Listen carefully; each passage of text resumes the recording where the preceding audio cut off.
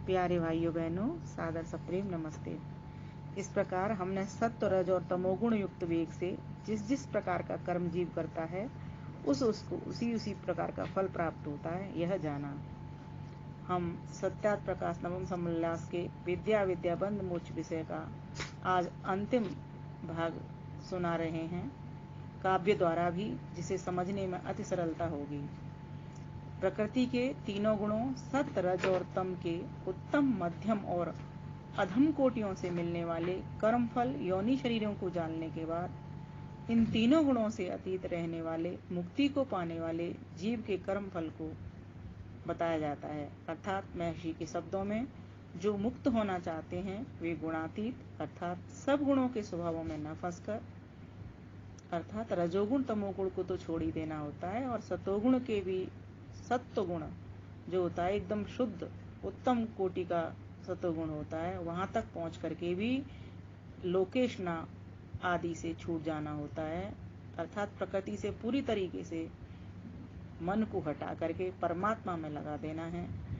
महायोगी होकर मुक्ति का साधन करना चाहिए, क्योंकि योग शास्त्र कहता है योगश्चित्त वृत्ति निरोधः। और दूसरा सूत्र है तदादृष्टु स्वरूपे अवस्था नम। यह योग दर्शन समाधि पाठ का सूत्र दूसरा और तीसरा दो सूत्र हैं। जो मुक्ति को पाना चाहे वे मुक्ति साधन अपनावे, हो गुणातीत नहीं गुण में फंसे वे, महायोगी हो परम पद पावे, महायोगी हो परम पद पावे।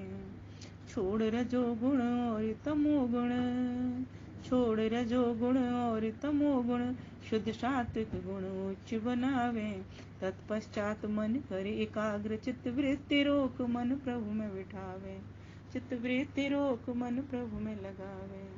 चित्त रहे एकाग्र निरुद्ध रहे, दृष्टा के स्वरूप जब जीव रहे, दृष्टा के स्वरूप जब जीव, जीवात्मा की स्थिति वह आनंद मगन प्रत्यक्ष सजीव, आनंद मगन प्रत्यक्ष सजीव। इत्यादि साधन मुक्ति के करे। और क्या करे तो सांख्य दर्शन ने भी कहा है, अथ त्रिविध दुख अत्यंत निवृत्ति अत्यंत पुरुषार्थ। तो कहा तीनों दुखों से अत्यंत निवृत्ति हेतु अत्यधिक पुरुषार्थ आवश्यक है। जो मुक्त होना चाहता है वह अत्यधिक पुरुषार्थ करे। समस्त मुक्ति के साधनों जिनको हमने पहले पढ़ा था, जाना था, उनको अपनावे और गुणातीत हो महायोगी बन ईश्वर में प्रतिष्ठित हो जावे। वही आत्मा जीवन मुक्त हो मोक्ष फल को प्राप्त करता है, अर्थात शरीर छोड़ने के बाद मोक्ष में चला जाता है।